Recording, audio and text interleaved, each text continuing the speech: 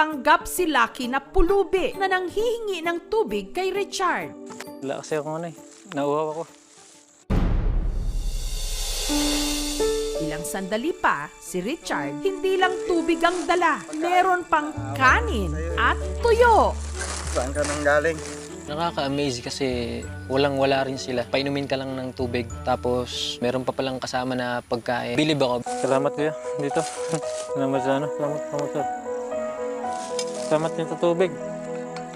Diyan mo kuya, magagantihan din kita, walang araw. Sabi ko ito, deserve nito. Talaga makatanggap kasi bukod sa mabuti na siyang tatay, masipag na tatay.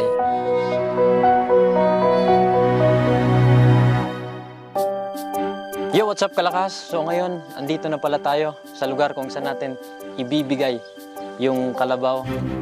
Kinabukasan, ang kalabaw isinakay sa truck paakyat ng bundok.